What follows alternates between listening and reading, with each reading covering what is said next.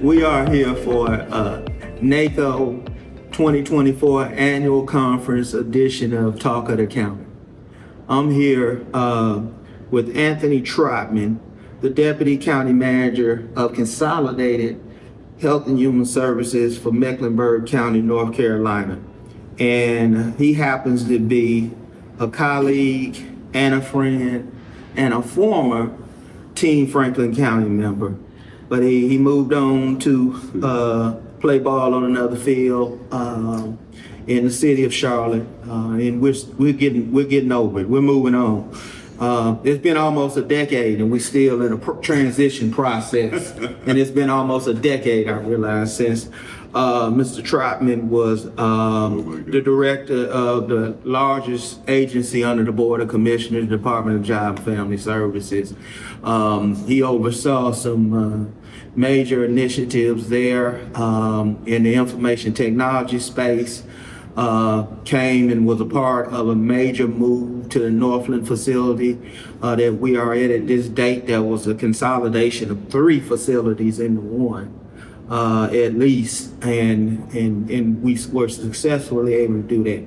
So together, both of us have a lot of memories of a lot of challenges and some wins mixed in.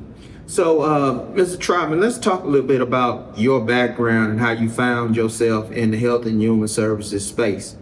Because I'm sure this isn't something you said on your back porch as a kid and said, this is what I want to be when I grow up. Well, first, thank you for the invitation to be a part of Team Franklin County. Some 15 years ago, I think, I was a part of Team Franklin County 2 times, one as assistant director and the second as director. And you're absolutely right. We went through a lot of positive things and a lot of things that we had to deal with on the spot. But it definitely was a pleasure to work for you and with you. Team Franklin County is always going to be in my heart.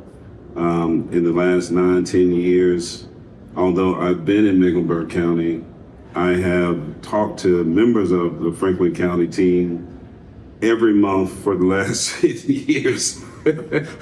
So I've been gone, but I'm still present, and I love it. There are friends and colleagues that are in Franklin County, and it's an honor to support them.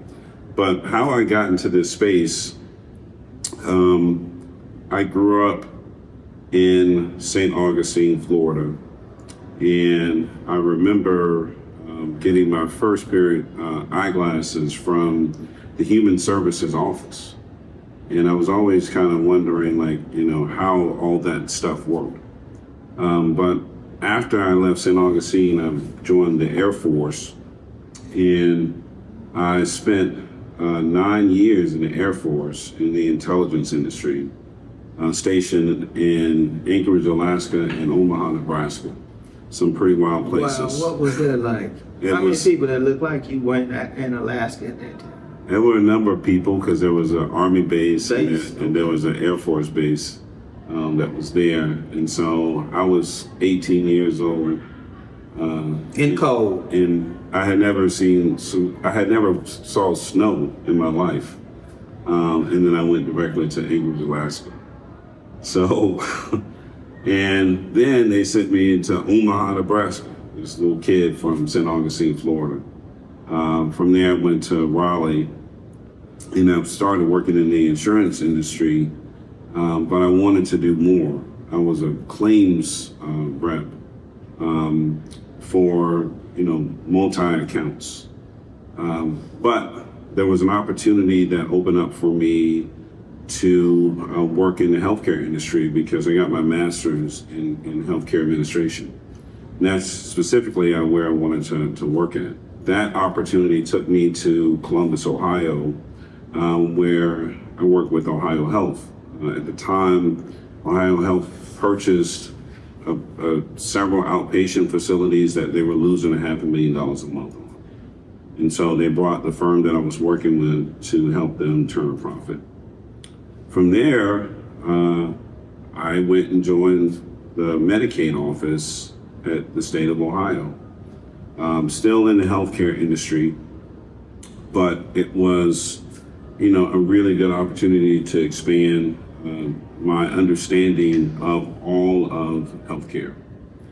And from there, I joined Team Franklin County as an assistant director of job and family services. And so it's definitely been a passion of mine. I specifically chose a degree in the health and human services field, and I was honored to actually fulfill my educational dreams and work in this field, and actually now lead a team of 3,000 individuals down in Mecklenburg County. So, I mean, your career well prepared you for where you are today and each step of the way, because, the Department of Medicaid goes by 3 letters. Right. ODM. I mean, that's a multi-billion-dollar agency, and exposure to that alone is the big league, so to speak. Yeah. When we talk about health and human services, and it's funny you talk about being an 18-year-old in Anchorage, Alaska, and then moving on to Nebraska. I've also been fortunate enough to be in your mother's presence, Miss Beverly, and she was not the type of mom that you gonna call and say, "Oh, I think I'm coming back home and get this up." She is strong and was gonna make sure you were gonna see this out. Yeah.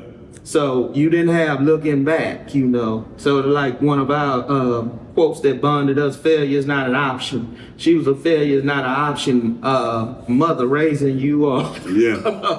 There was no option. So I knew you was gonna make Alaska work some kind of way. My mother said in my senior high school to one of her friends, "I don't know what he's gonna do, but he's gonna get the hell out of my house." Quote unquote, I heard her talking to a friend. I was in the other room, and I'm like, I don't know what I'm gonna do. Yeah, but she had a cake and a good meal wait though. You could stop by, you could visit, but you wasn't gonna live there no more. You knew that. No. You knew you could come and get a meal, but you wasn't gonna live there no more. But praise the Lord. That is, hey, that kind of direction and guidance is a blessing, and that's what builds winners. When you got parents that don't play, when they're gonna drive you to be uncomfortable, but yet keep going. And on that note, what are some of the challenges of being a high-level leader in one of the most populous counties, not only in the state of North Carolina? There's really 2 big metro counties in the whole state that pretty much drive everything urban and have all of the urban problems. Right. And then you also are one of those big counties that are defined by being over 1 million people in population and have a budget of at least $1 billion. Right. Today, as a result of COVID, housing insecurity is one of the most pressing items that we're dealing with right now. The housing market, along with the interest rate increases, has really caused a bottleneck in individuals attempting to get into affordable housing. In our county, there were a number of corporate owned housing that occurred over the last several years. Corporations, as a result of the economic downturn in 2008, 9, and 10, saw an opportunity to buy houses and create rental stock for individuals. That has really caused some serious issues in several metropolitan communities. Franklin County is a major issue. The majority of homes are purchased by individuals that own 500 or more. But these are basically little mini real estate trusts. That's true. And so, housing is a way to economic prosperity. And so, as individuals are not able to get equity, it really causes problems for, economic mobility for the individuals that we work with. And so, rental properties are also at an all-time high. as well as rental apartments at an all-time high. And salaries have not kept up with the rate of inflation. And so we have over 400,000 individuals accessing services through the county, which is a problem for a community of 1.2 million individuals. Having the capacity to serve them and serve them adequately is also a challenge. When you want a systems approach to deal with poverty and to support individuals, but yet the economic forces make it difficult to establish that systems approach, it definitely creates problems. And that's some of the more pressing issues. And from there, there are a multitude of issues that families and children face in our community. You got one of the toughest jobs in America. The fourth leading cause of death in the United States is poverty. Yeah. I mean, just let that sink in. The fourth cause of death in this country is poverty. Yeah. And that's lack of access to quality and accessible health care, lack of access to proper food insecurity, lack of access to quality educational opportunities, and even lack of access to abilities to go to a park, to have somewhere to be physically fit, because parents are keeping kids, for example, in the house because of the fact that the neighborhoods are not safe. Yeah. And they're not even safe sometimes in the house. Yep. That is what we're dealing with in the United States right now. Yep. And that's why I say that as the American Rescue Plan dollars dwindle, there's still many parts of America that needs rescue. Absolutely. And they ain't been rescued yet. Absolutely. Absolutely. You know, part of my portfolio goes from prenatal to burial services. I have public health, children's services, domestic violence, substance use, homeless services, all of the benefit programs, and all of these various programs from child support and workforce development. You know, there's definitely issues. I'm fortunate to work for one of your colleagues, County Manager Diorio, and the Board of Commissioners that like to invest, heavily in local resources to support our work. But it's definitely difficult as you talk about poverty being the fourth cause of leading cause of death. I'm also looking at communicable diseases that are causing lots of problems in the community, as well as infant mortality. We have a prenatal to 3 plan. We have a pre-K plan. We just concluded with a behavioral health plan. Plans need execution and implementation. And in order to do that, you have to work with the entire community, because government cannot do it by itself. You need all the nonprofit organizations as well as the business community to align in order to combat some of the issues that we are talking about. And it's a slow churn. And when a point that you made about failure is not an option, that also creates anxiety because there's a lack of patience for excellence. And so I want to win right now. I don't want to win 10 years from now or 20 years from now. I want to solve some of these issues right now. And that does definitely create problems. Yeah, you're not impressed by incremental progress. No.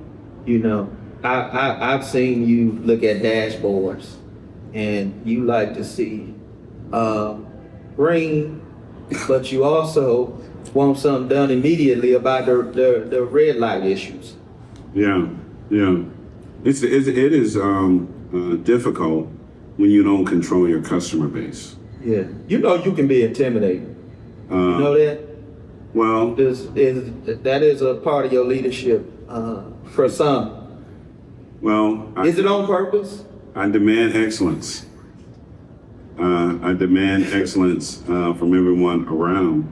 And when you know that you are responsible for 1.2 million people, when you take on the responsibility that I'm not just interpreting policy, but making policy based off of the actions that we do in our local community, because I think this is what policy should be. I want to influence not only state policy, but national policy by the actions that we take in our community. And I want a coalition of the willing to go along. As we go in Mecklenburg County, I share about everything that I do, view and my colleague Joy Bivens, because I want us to win together. Right. And that creates anxiety and stress for some people, because failure is not an option. And you developed a quality that you're gonna have a scoreboard no matter what you're doing. Right.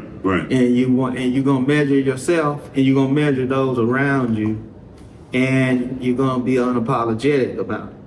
And I think probably your background, talk a little bit about running track and not wanting to lose, and all the sports you played coming up, and how the sports were sort of a escape from the life. Well, I played all the sports, football, basketball, and track, but I enjoyed track the most because, it's you against another individual, or it's just you against yourself. You have the team sports in football and basketball, and you got to pass the ball, throw the ball, but when you are running, it is you against yourself. And, you have to prepare in order to perform. And that's something that I look at work as well. I want my team to be prepared. So say if another pandemic comes along, or if there are other issues, just like in the military, you're preparing to go into some level of battle. And the battle is just different, depends on what the work is. And so that's what sports kind of taught to me, the competitive edge to actually go out and get it done. But measuring myself against myself, I had a target, and I wanted to not only meet that target, but I wanted to exceed it. And you had to put in a lot of work in order to continue to progress, because that everybody that you're going to be at that next track meet against was going to be working as well. Yeah. And you got to outwork them in order to give yourself an opportunity to finish where you want to finish at. Yeah. That's the other thing that a lot of people don't get, is no matter what you do, you got to consider the fact that there are some other individuals that have your same competitive streak. Right. There's some that don't. Yeah. And that's why somebody finishes last in every race. Yeah. Well, I used to tell my daughter, if you're not first, you're last. We know you got that from a movie. That's one of your quotes that you used. That's Ricky Bobby. Talladega Nights. Ricky Bobby. I remember a time that she came in second. We were in Orlando at the Wide World Sports. It's this national meet. And she came in second, and she cried. I'm like, okay, I'm putting too much pressure. This is too much. And so I had to really refocus her to compete against herself and set times for herself, have a measuring stick for herself. We have to actually care about the work that we do, and everybody has to have their own personal drive.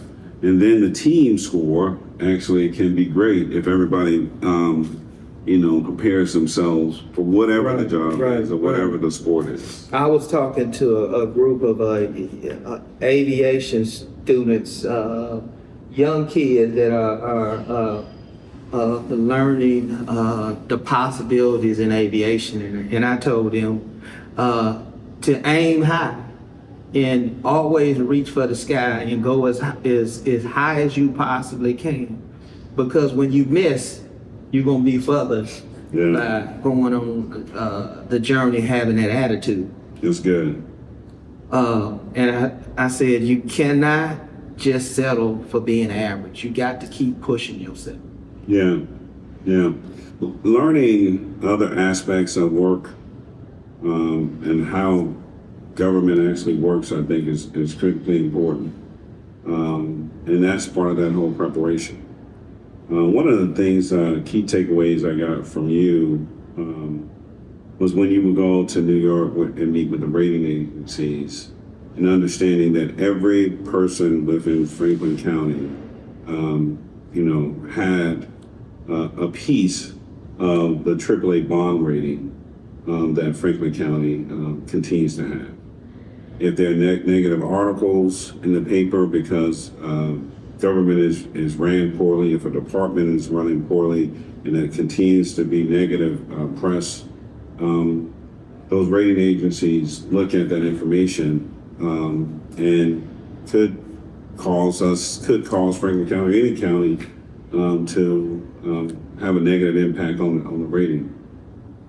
I used to share that with staff, that everything that you do contributes to the success of this, not only Franklin County Job and Family Services, but the entire community.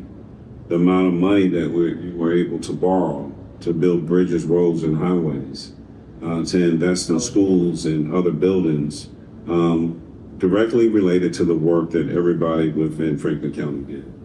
That's that pressure. That's that major stage you on. But you in those moments professionally, that's like a playoff game. If you choke and say the wrong thing, lose track of the numbers, and your narrative gets twisted up, you could cause your county to be put on negative watch. Because they're listening at everything with a third ear. Because there's investors that are looking at Franklin County's bonds and putting people's retirement money on it. So they got to know that it's competent people running the ship. Or they gonna say, nah, you might not want to buy those bonds, and if you do, charge a high interest rate on them because they carry some risk. That's how it works. You got to be ready for those. You got to be ready for those moments. And I think everything we do, and that's why it's really no days off, because you got to keep your mind focused.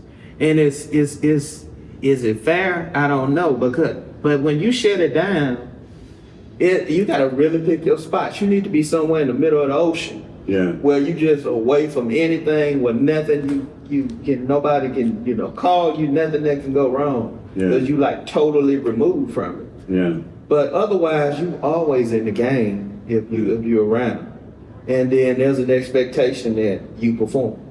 Professional athlete said this, and I kind of take it everywhere I go. Special players make special plays on special days. The good ones are at their best under the spotlight. I mean, I can and then your life prepare you for that though. Anthony, I remember, I say this now, and you probably had the same experience. Rewind yourself to being 10 years old, and it's Easter. You got all these new clothes on, and you got to get this speech. Man, that was more pressure than me speaking in front of 300 people now. Ain't met this speech up. I got this new suit on. I remember those days. I got to remember all of these words with this new suit on. And I was doing a sports themed podcast, and I talked about 56 years old and still remember in the Labor Bowl, we didn't practice all summer long, and it's Labor Day, and it's a small town I grew up in. This game is like a big deal. It's at the high school, and I got called for clipping, like an 80-yard touchdown. I ain't even want to go home. Yeah. I was like tripping. Yeah.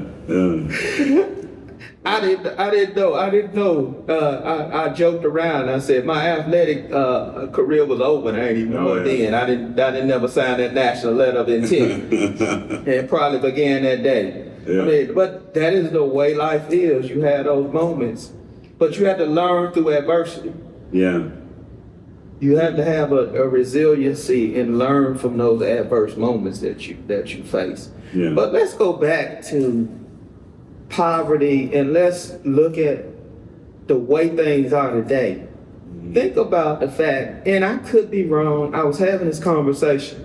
There's not community housing or community shelter today. Mm-hmm. The public housing, being in the projects, that don't exist now. Now it's like low rate market based housing. Motels. In the extended stage, And it's rough is people that lived in projects talk about their memories. Yeah. A number of them made it out. Yeah. But now kids today don't have the opportunity to live in the projects. Yeah. They ain't even living in that kind of structure, that kind of sense of neighborhood.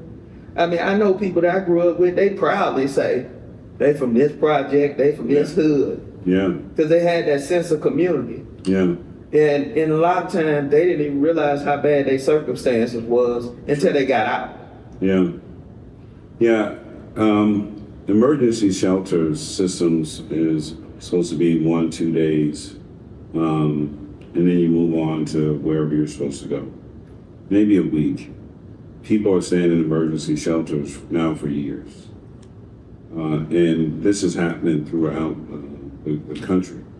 And that is part of the issue as HUD developed this new strategy to remove all of the large housing projects because the density of poverty caused a number of issues, and the lack of investment in these facilities also caused issues. It costs $1 to maintain it. The investment was maybe 25 cents or 50 cents. And then those individuals were blamed for those issues, as well as some of the rules that govern the ability to stay in these facilities took the fathers out of the home because they were income-based. And so the lower the income, the higher the probability that you were going to get a unit. If the father had additional income, that would eliminate them from being able to stay in these particular units. But the housing stock and the rental stock was too costly for them to stay there. And so the father had to leave the house and or sneak in at various times to take care of their family. But that definitely caused a ripple effect in specifically the African American community, but many other communities as well. And we're still suffering from the effect of policies that were put in place that were income-based, that were not really focused on the family. Years later, here we are, we talked about motels. Motels became a central focus during the pandemic because of the eviction prevention rules that were in place, that you couldn't evict someone if they were there. So many motels became, rundown housing stock for individuals. And emergency shelter also continues to be a major concern for various communities.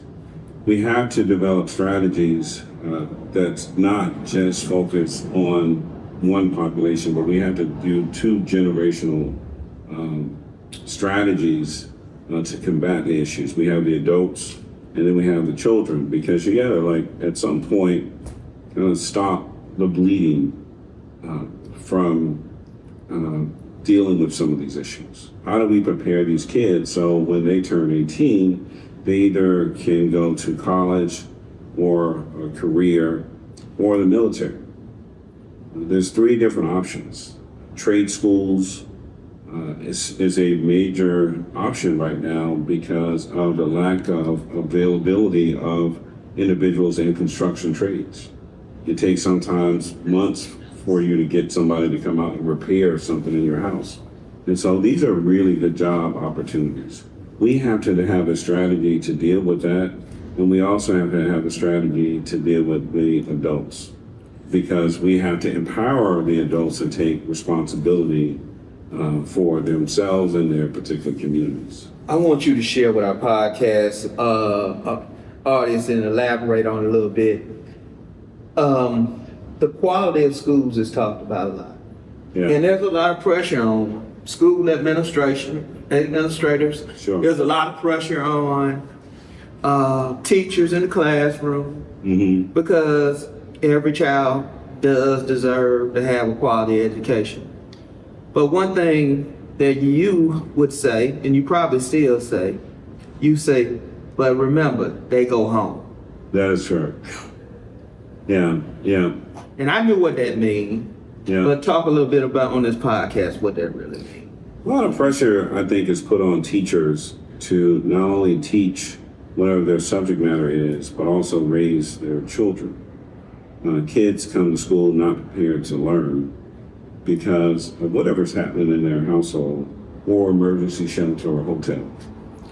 If the parents are not equipped and or prepared to pour into their children, meaning reading, arithmetic, and social emotional skills, it will be difficult for that teacher that may only have them for an hour or two to teach them all of those things and prepare them to really learn and grow. Education is not just a responsibility of the school district. Education is a responsibility for the entire community. The churches can play a major role in education because in every community there are certain buildings, unless it's a new community. In a lot of the older communities, there are churches, there are union halls, there's also masonry halls in these various communities. And how do we get them to be a part of the solution and not a part of, just the continuing of doing the same thing?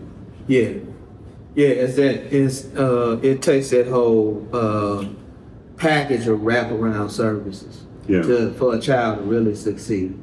Yeah, the village concept is like, we used to talk about the village.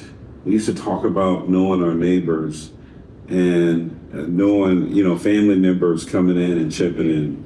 But because going back to this affordable housing crisis that we have in our country and the level of evictions, people don't know their neighbors. And I'm specifically talking about low income communities. Because the amount of mobility. That is you're moving all over town. You're forced to move all over town. Right. And so you don't know your neighbors.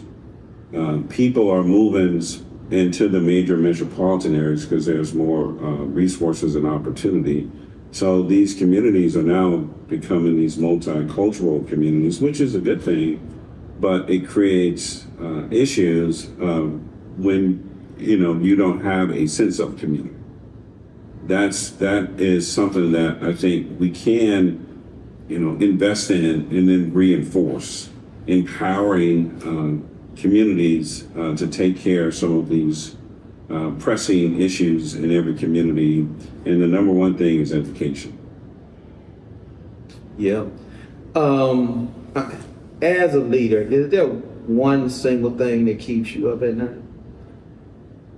Well, because my portfolio is so big, there are multiple things that keep me up at night. I run a 24-hour, 7 days a week, 365. I have staff in the office, and that's the children's services work. And so sometimes at night I get these reports that we had to go pick up a kid for some reason. And I've also dealt with a number of issues. In Mecklenburg County alone, I've had a hepatitis outbreak. I've had a brain-eating amoeba. from the Whitewater Rafting Center that had killed someone actually from Franklin County. I've had obviously this major pandemic and several other issues. In Franklin County, we had a stakeout of a child care provider where an individual was defrauding the government.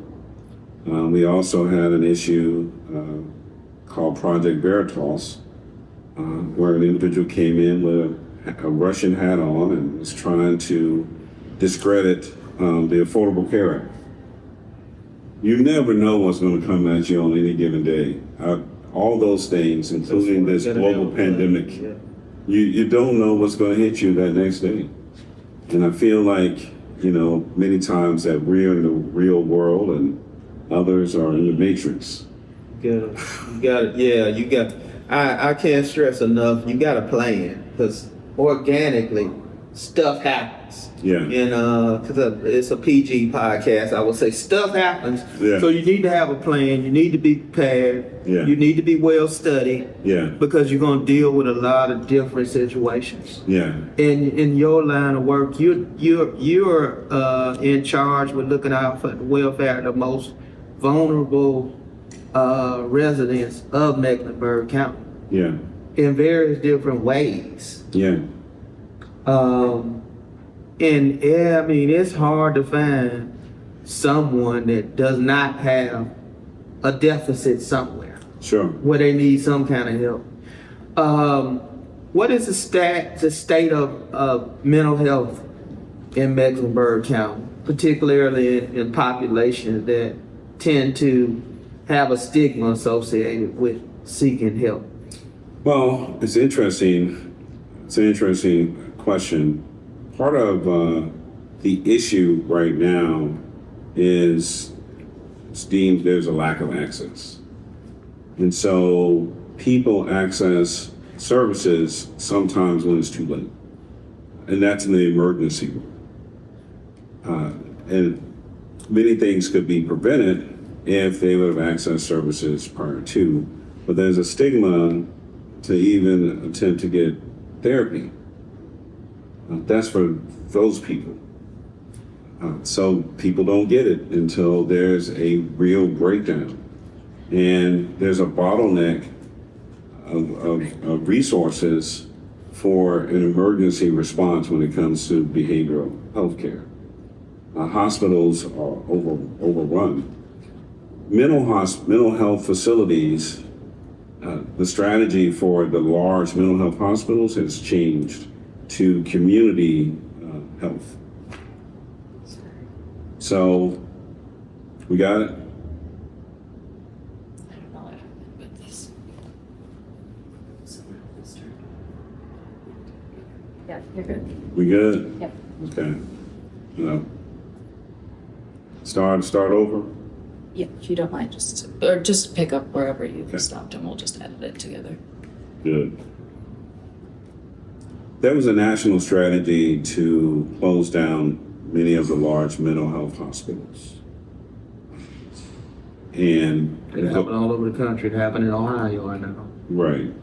And the goal was to do more community-based services. But there isn't enough community-based services. No, because we all know some folks that are to this day, somebody's on a bus right now. They Right. should be getting help and they just riding the bus all day. That's correct. So one of the things that we did in Mecklenburg was open up a behavioral health urgent care. We didn't have one up until maybe a year and a half ago. And I was fortunate enough to get with one of the former Carolina Panther football players, Steve Smith, and partner with him to market to the community the importance of accessing mental health services based off of his own background and experience. And we are working with another entity to open up a second behavioral health urgent care because of the overwhelming success of this particular facility. The fentanyl issues and intellectual developmental delays is also another issue that is causing a bottleneck of services, because this fentanyl issue is definitely a lot deeper than most people think. It's my understanding that individuals, when they hear about individuals overdosing, they get excited because they think that particular drug is the drug to go get. And so instead of saying that, hey, that drug is killing someone, some of these individuals that have these mental health issues, That's the high need. That's the high need, and they go for it. And then it causes more and more overdoses. It's a fascinating issue to study. And some of us that don't have those issues, we don't really understand the psyche behind, well, how can somebody actually think this way? How can someone actually be this way? We have HIV numbers that continue to grow. We have syphilis numbers that are continuing to grow, and it's amazing. And I've learned a lot about this particular population. One thing, there's these parties that some of them go to, and they call them giveaway parties. It's a party where you go and give away your STI, your disease, and you normally receive whatever the disease is. Wow, that's something else right there. And I think that today, sexually transmitted diseases is not discussed and not as feared as much as it was in the 70s and 80s. There's a major concern throughout the country for the continued growth of syphilis and gonorrhea. And because of some of these mental health concerns that have gone undiagnosed for years. And there's some new medication out there to prevent the cause of AIDS, which is called PrEP.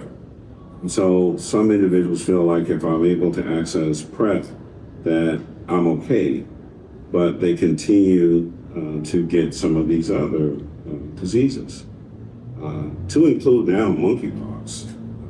It's amazing that some of our monkeypox numbers continue to grow. Wow, that's deep right there. Now I'm gonna change the pace and talk about work-life balance. Uh-huh. And on a scale of 1 to 10, how would you rate your work-life balance and why? There's been periods in my tenure that if 10 is like the worst, 1 is the best. At periods of time it's been 10. It's never been 1. As of late, there's been a major push for work-life balance in Mecklenburg County. And specifically for me, with, my boss, with the expectation that, you have vacation time and you should use it. And cut off the phone and like kind of really unplug from all the work, because one thing that we know, we can work as hard as our bodies will allow us, and the work will be there the next day. I used to say that about Franklin County, like the doors of Franklin County is going to be open for business regardless of what happens. Right, but many times when you were the JFS director and there I was a deputy county administrator back then, that didn't stop us from talking about it each and every evening as if we could do something about it before we go to bed. Yeah. Or we would talk about the problems of the day as a wrap-up. And if I didn't hear from you, I think something might really be wrong. If I heard from you all day, I'm thinking something might really be wrong. But to me, when you have a good relationship with your boss, that is such a huge benefit. That actually, we may be talking about stressful situations and issues. But when you got a good relationship, it also is a joy because somebody actually understands what's going on, and that person is in the position to actually do something and assist. So that's a huge benefit. That doesn't happen. That's not an automatic thing in these various counties and communities. But I feel it was an automatic thing when I worked with you. Yeah, I mean, going to work-life balance, I know that there is one thing you make a point of being on top of. And I won't say girl dad in this case. You are a proud, ambitious young lady dad. And I know you get a lot of pride out of fatherhood and being there for your daughter and watching her excel. And saying don't finish in second place has led to her being an all ACC track athlete. Sure. And so talk a little bit about that relationship and that bond and how it has been a motivating factor. And it has to bleed over into what you do and who you are. Well, failure is not an option, when you have a kid that's looking up to you and that has expectations of you. And when you take those expectations seriously, it is motivating. And I believe part of my daughter's success is that she feels safe and secure, and that she knows that her father is going to be there for her regardless of whatever the issue is. And unfortunately, that has been tested sometimes, where she's been in 2 accidents, and I'm 3.5 hours away, and the first phone call she made was to me. And it was tough because you want to make sure your child is safe and protected, but also it's like a proud moment that my daughter knows if she needs something, she knows who to call, and she knows who's going to be there for her. Not that her mother is not going to do that as well, but she knows that regardless of where I am in the country, I'm a phone call away, and I'm going to be there immediately. She is an amazing young woman that has done some amazing things, from starting a leadership and development program for young women in high school. When she was a senior in high school, she created a program. This was now 5 years ago, and that program is still there. It was a girls leadership program. She also was the student government president. She was on the student council at Georgia Tech, track athlete, piano. She was in the orchestra.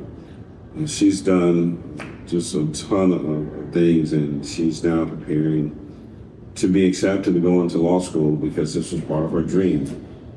And I couldn't be more proud of her and everything that she's done.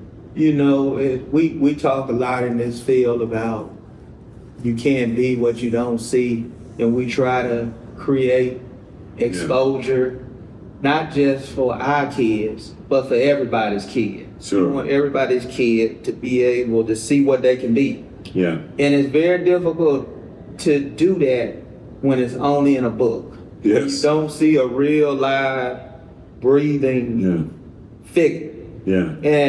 And when you have access to important people and you're around important people, it's pressure and motivation at the same time. Sure. It's not, Camille, for her, at the same time, she has that support, but also comes with that is pressure because everybody expects her to be great, to do great things. Yeah. Because of having the parents supporting her and all the wraparound, and then the pressure of this. Check this out. How many young people who's getting ready and aspiring to be an attorney can have a video where who Reverend Al Sharpton refers to as Black America's Attorney General, having one of the most powerful civil rights attorneys in America, shouting out her name. That was good. That is just something that, right there, you got Benjamin Crump, attorney Benjamin Crump. Everybody knows him. Yeah. And he's saying, Camille Trotman, you're great. You're going to be a great lawyer one day. Yeah. Think about that. Yeah. How many young ladies have that, on video? Yeah. But there's a connection there. I see around your wrist a brotherhood you got with Mr. Crump and other men of Omega Psi Phi Fraternity Incorporated. Talk a little bit about that fraternity, that brotherhood, those principles, and how they've had an impact on what you have done and will do. Well, before I do that, I do want to give a shout out to some of the greatest kids on earth. That's the Wilson girls. I had the pleasure of spending a lot of time with the elder Wilson, Kayla. And one of the things she said to me was, I have the opportunity, she's getting married, but I don't want to get married until I finish my doctorate degree, because I want my doctorate degree to say Dr. Wilson, because that's my daddy's last name. That is, so as we celebrate, my daughter, I'd celebrate your daughters as well, because that is an amazing testimony to you and your wife and your entire family, and what you all have done to raise those girls up. Amaya's doing amazing things as well, and I know that I already seen it, because her birthday last year and everything that you all did for her, it was her week and her time. She's getting ready to do some amazing things as well. So I just want to give that We shout out. give a lot and we expect a lot. Yeah. And I will continue as a dad to try to give everything I got. Well, and That's all you can, that's talk about leaving it on the field. I'm gonna leave it on the field when it comes to my family. well, you did. Anybody that know me, know that's just how I roll. It is clear, again, when you're not around and your daughter speaks of you in the way that Dr. Wilson spoke of you, because she's Dr. Wilson. That is a clear testimony of you leaving it all on the field. But they got no lack of confidence amongst them, I tell you. Well, I know But that. they got, I had my moments in life, but they tend to do all right. If anything, though, they get on my case about the amount of pressure that I put on them. I've seen that. So So we bump heads. We have bumped heads over the years, because I try to give all I got, but I expect you to give all you got at all times. it's clearly that has happened. And so that causes stress. Yeah. And that's the hardest job. And it's funny you talk about always being there. Going to your philosophy in working, you also carry that and expect that of those that work for you. We had an unnamed employee. You were trying to reach him and he wasn't available. It turned out the person had a very valid excuse. They were unconscious in a dentist chair, podcasters. That's why they couldn't answer his phone call. What he wanted. Well, some of that, you speak of the fraternity, and again, congratulations to you, and the second place men of Kappa Alpha Psi, still Omega Psi Phi fraternity. Congratulations to you. All right. But I was fortunate enough to join Omega Psi Phi some 35 years ago, I have held numerous leadership roles within the fraternity at all levels of the fraternity, to also receive every award that the fraternity offers, from International Man of the Year to the Founders Award, to Brotherhood Awards, and so on and so forth. It prepared me to deal with difficult people in difficult situations, because some of the alpha male type men are in these organizations, especially the more senior brothers. They demand excellence.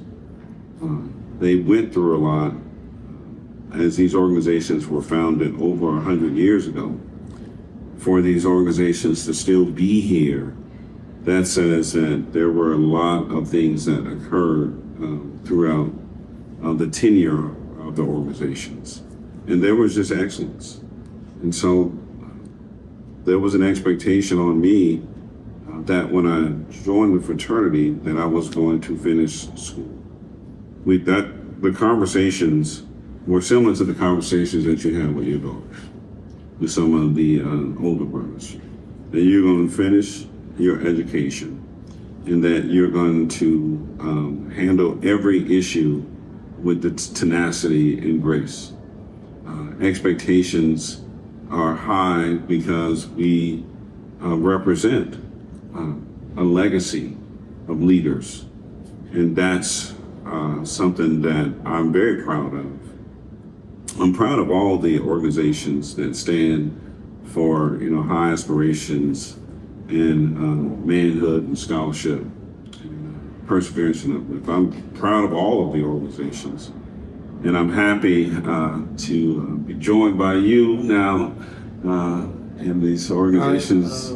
I say this, all of the Divine Nine organizations are built on principles that are positive. A lot of them are rooted in a spirit. It's biblical, and a lot of it is, like you say, focused on honor. And we sitting here, both of us right now, are the wildest imagination of those men that founded both fraternities in 1911. Yeah. To be where we are right now, representing Kappa Alpha Psi Incorporated and Omega Psi Phi You got a call Incorporated. on that one, It is just amazing to think about how those organizations have built over all of these years. The standard of excellence when you talk about both organizations. Talking about achievement in every field of human endeavor. When you talk about Kappa Alpha Psi Incorporated, that is ingrained in all the members. That wherever you are working, wherever you're engaged, that is something that you're seeking to achieve and be a high achiever. That's really what it's all of. In the brotherhood, I mean, you can go anywhere in America, and you say on social media, you're a member of Omega Psi Phi, and you in this city, people will just show up and treat you like they've been knowing you Sure. for 35 years, all the years that you put in. Sure. We both, we both are honored. I work for, on my board of commissioners, there's a Kappa, one Kappa and two Omegas. On your board, I know there's one Omega and then an AKA. So we both work for members of the Divine Nine organizations. And it's a good thing because there's a shared understanding of excellence amongst them all. And we share we have the same bond and understanding. So I'm lucky and I'm honored to again be amongst all of them. Yeah. So you've lived in both Franklin County and Mecklenburg County. As you stated, you worked in Franklin County over almost 8 years, or somewhere in that Yeah. in that neighborhood vicinity. Yeah. And in another year, you will have been in Mecklenburg 10 years. Sure. Talk about the two communities and how you see them similar and what differences that you see. I think the demographics are very similar. The two communities are kind of neck and neck. Give a couple hundred here and there, but they're major hubs. So, and we share in some of the same issues. We talked about housing, we talked about education. We share in the same types of issues. I think the structure of government is very different amongst the two communities, where Franklin County is the home of the state capital. And Mecklenburg County is similar to, say, in Ohio, Cuyahoga County. The state folks call it the great state of Mecklenburg. Yeah. Because of the level of industry and wealth that is centered in Mecklenburg County and how it supports the entire state.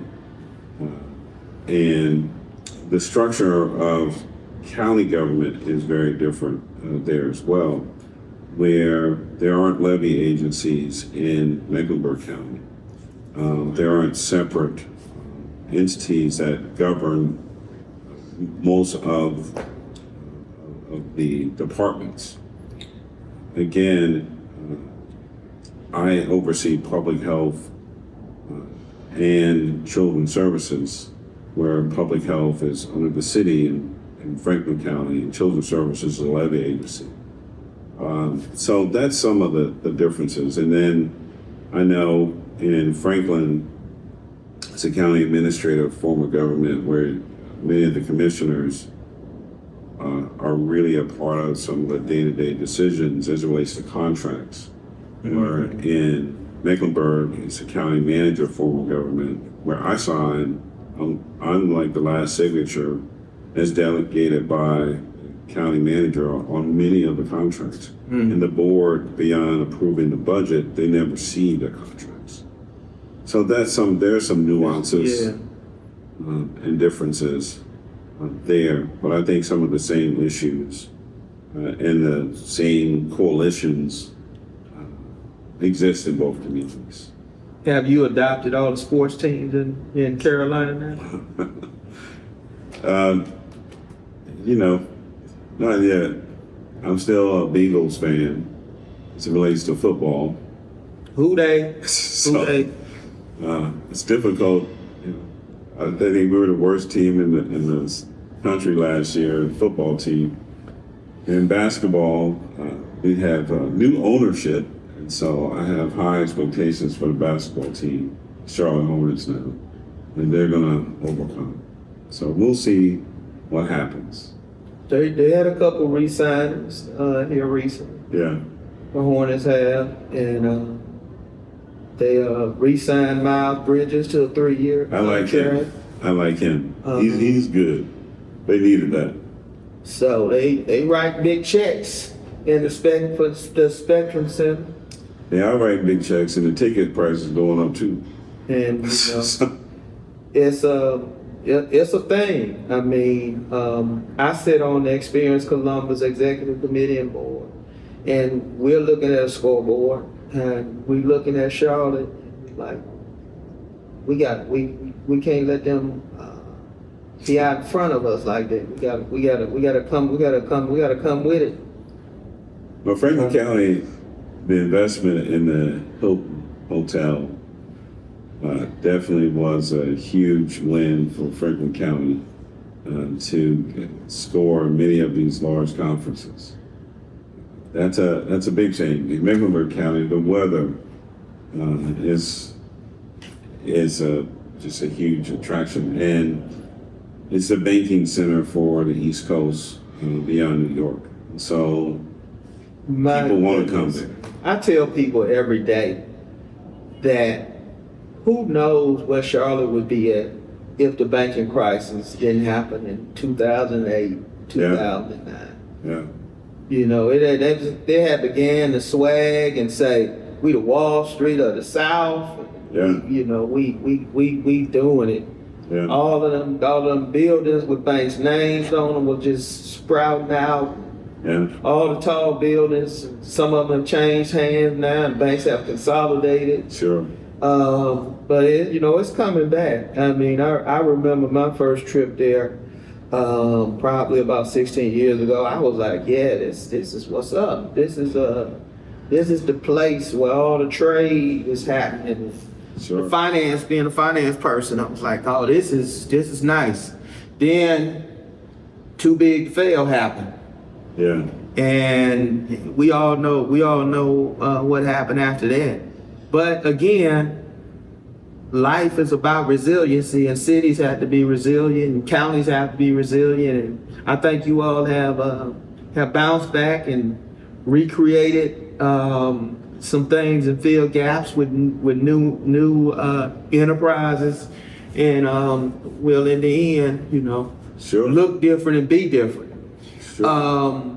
As we wrap up, I want to talk a little bit about innovative ways of helping people. You can't help people the same way you did 20 years ago, 25 years ago, even 10 years ago. And one of the innovative things you all have done is people have talked about one-stops. There have been one-stops. But the consolidated community services buildings that you all have, they different. Yeah, You all can walk around with T-shirts that say, they not like us. That's They true. not like us. that is true. The investment in the initiative, it was a facility strategy and a service delivery strategy. The facility strategy was called Bringing Mecklenburg to You. And so we were, tearing down some of the old buildings and building new buildings. So beyond the Health and Human Services facilities called Community Resource Centers, several other buildings were constructed, a part of the facilities master plan. And with the Community Resource Center, that was one of the things that was my first initiative when joining the Mecklenburg County team. The vision was there to build communities centers, but how to actually do it and how to integrate health and human services was something that I brought to the table. And the goal was to not duplicate the DMV or not create a system where individuals had to go to multiple places to receive services. Because I believe individuals don't become unneedy, unpoor between programs. Most individuals are eligible for multiple programs. So why aren't we delivering those programs? And why aren't we educating the public on most of those programs so that they can experience economic mobility and receive the benefits that we receive in this community? So, from Medicaid to SNAP benefits, to child support benefits, to pre-K services, to WIC, to immunizations, to child care, coordination for kids, to the Workforce Investment Act, to having a mental health provider on staff, to having the hospital systems connected, to having legal aid, to having the community college on site, to having communities and schools on site, to having veteran services on site. And that is just to name a few that was in the first facility. And the goal is to build 5 facilities throughout the community. Our second facility held a larger public health clinic where we're doing pap smears and We're also testing for STIs and other services to support the community. We've connected it with one of the hospital clinics, Atrium Health, that has all the primary care and multi-specialty services that's right there. And we're building a bridge that will go across the rail that will connect with our park and rec site to further focus on health and wellness. Within this particular site, we have senior housing on site as well. And so it's a whole campus facility. In our next community resource center, we're going to build a full dental clinic for individuals, in addition to all the services that I just mentioned.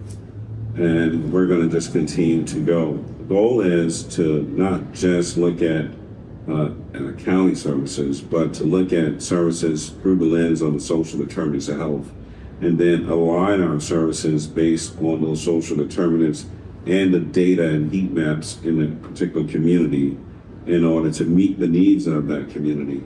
We have a community room that is a part of the facility, but is separate from all the service models, where community organizations can hold meetings there at night and the weekends, because it's not just a county facility, it is the people of Mecklenburg County owns that facility, and we have structured it to be just that. We have family team meetings for our child welfare services. We have a domestic violence counselor there for individuals that are experiencing domestic violence. We have a substance use counselor that is there as well. And so we try to consider all of the needs of those individuals. And the technology solution that we built is set that no matter where you are, how many services that you ask for in that day, you don't lose your place in line. I asked for 3 services. You're time stamped at the time that you get in, and so you go from one service to the next service to the next service. We also have a no line concept where there are no lines. You come in, there are kiosks that are set. You identify what services that you desire, pick a ticket, and then you go sit down. While you're there, if you have children, we have what we call a kids corner, where there's like a daycare on site. And every kid that goes into the kids corner, they're able to they leave with a kid-friendly book because we're reinforcing education to those children. So that's a community benefit, a very significant community benefit. And it's thinking innovatively, it's thinking outside of the box. The whole no line concept is really cool. And one of the largest pictures of Anthony Trotman that I ever saw was in the front door of the community center I went to. What a blessing. What a blessing. That is, but you've earned it, sir. You earn it every day. People don't understand the sacrifices that those in high level leadership positions make. Yeah. If it was easy, everybody would sign up for it. Sure. Everybody will sign up for it. Many people like the thought of the compensation tied to task until they look at the task. And then they're like, no, I'm good. I'll keep what I got. I'll keep my size cross that I got on my back. I don't want to carry yours. They don't want to carry yours, man. So I will keep rooting for you professionally and personally. As I know you're going to continue to do great things in your career. We're the same age basically, but I feel like I'm on my way somewhere else, and you still got a lot of tread on the tires. But I'm thinking I don't know. I'm gonna keep working. I don't know how not to work though.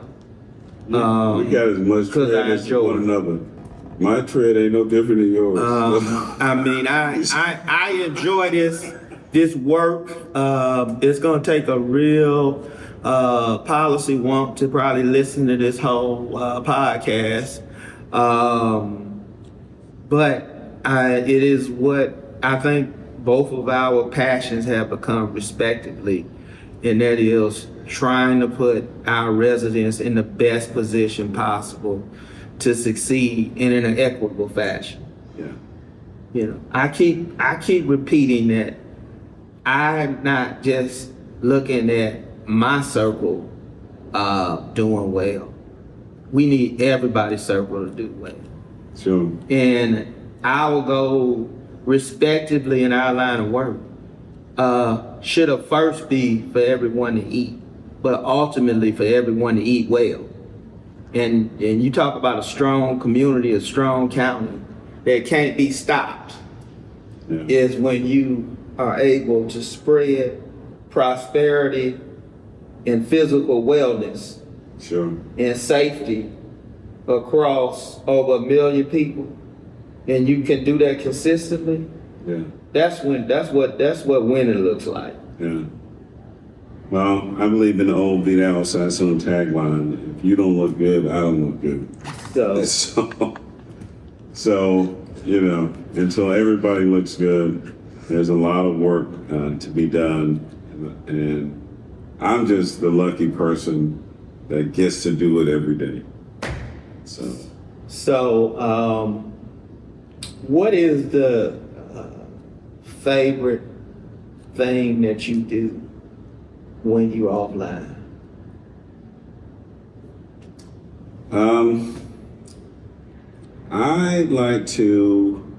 I've been recently getting into travel